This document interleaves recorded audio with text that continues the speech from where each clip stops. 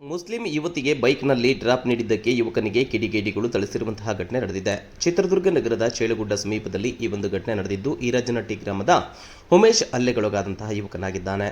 ಹಲ್ಲೆ ನಡೆಸಿದಂತಹ ಹಿನ್ನೆಲೆಯಲ್ಲಿ ಯುವಕ ಗಾಯಗೊಂಡಿದ್ದು, ಚಿತ್ರದುರ್ಗದ ಜಿಲ್ಲಾ ಆಸ್ಪತ್ರೆಯಲ್ಲಿ ಚಿಕಿತ್ಸೆಯನ್ನು ಪಡೆಯುತ್ತಿದ್ದಾನೆ.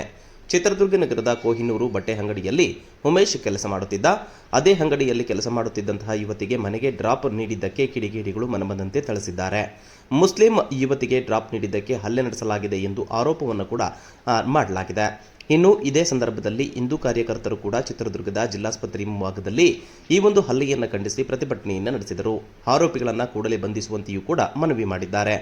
ಬಳಿಕ ಚಿತ್ರದುರ್ಗದ ಜಿಲ್ಲಾಸ್ಪತ್ರೆಗೆ ಎಸ್ಪಿ ಧರ್ಮೇಂದ್ರ ಕುಮಾರ್ ಅವರು ಕೂಡ ಭೇಟಿಯನ್ನು ನೀಡಿ ಗಾಯಾಳುವಿನ ವಿಚಾರಣೆಯನ್ನು ಕೂಡ ನಡೆಸಿದ್ದಾರೆ. ಇನ್ನು ಈ ಸಂಬಂಧವಾಗಿ ಚಿತ್ರದುರ್ಗದ ಕೋಟೆ ಪೊಲೀಸ್ ಠಾಣೆಯಲ್ಲಿ ಕೇಸ್ ಕೂಡ ದಾಖಲಾಗಿದೆ.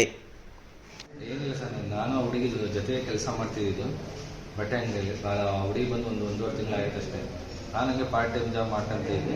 ಇನ್ನೇ ಮಾಮೂಲಿ ಸೀಸನ್ ಟೈಮ್ನಾಗ ಬಿಡ್ತಿದ್ನಲ್ಲ, ಹಂಗೆ ಹೋಗ್ಬೇಕಾದ್ರೆ ಹೋಗ್ತಿತ್ತು ಹುಡುಗಿನ. ಹಂಗೆ ಹೋಗ್ಬೇಕಾದ್ರೆ ಹುಡುಗಿ ಸಿಕ್ತಲ್ಲ, ಹಂಗೆ ಅಲ್ಲಿ ಹೋಗ್ತಾನೆ, ಹಂಗೆ ಬಿಟ್ಟು ಹೋಗ ಅಂತ ಹೇಳ್ತು.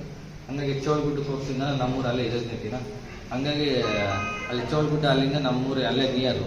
ಚೋಳ್ಗುಡ್ಡದಿಂದ ನಮ್ಮೂರು ಒಂದು 3-4 ಕಿಲೋಮೀಟರ್ ಆಗ್ತದೆ. ಅಲ್ಲೇ ಬಿಟ್ಟನಲ್ಲ, ಅಲ್ಲಿ ಬಿಟ್ಟಿದ ತಕ್ಷಣ ಹಿಂದೆ ಅವ್ರು ಯಾರಂತನೂ ಗೊತ್ತಿಲ್ಲ, ಹುಡುಗಿ ಯಾರಂತ ಗೊತ್ತಿಲ್ಲ. ಇನ್ನು ಹಿಂದೂ ಹುಡುಗ ಆಗಿ ನೀನು ಹೆಂಗೆ ಮುಸ್ಲಿಮ್ಸ್ ಹುಡುಗಿನ ಕರ್ಕೊಂಬಂದೆ, ಹಂಗೆ ಹಿಂಗೆ ನಿಮ್ಮೂರು ಯಾವುದು, ನಿಮ್ಮ ಕ್ಯಾಸ್ಟ್ ಯಾವುದು ಅಂತ ಎಲ್ಲ ಕೇಳಿ ಲಂಬಾಣಿಸಂದ್ರೆ ನೀನು ಲಂಬಾಣಿಸಾಗಿ ಹುಡುಗಿನ ನೀನು ಹೆಂಗೆ ಕರ್ಕೊಂಬಂದೆ ಈ ಹುಡುಗಿನ ಅಂತ ಹೇಳಿ ಒಂದೆರಡು ಎತ್ತು ಹೊಡೆದು. ನಾನು ಹಂಗಾದ್ರೆ ಹೇಳಿದೆ, ಆ ಹುಡುಗಿನೂ ಹೇಳ್ತು ಅಲ್ಲಿಗೆ ಬಿಟ್ಟರೆ ನಾನು ಕೆಲಸ ಮಾಡಾರೆ ಅಂತ ಹುಡುಗಿ ಹೇಳ್ತು. ಹಂಗಾದ್ರೂ ಅವ್ರು ಕೇಳಲಿಲ್ಲ.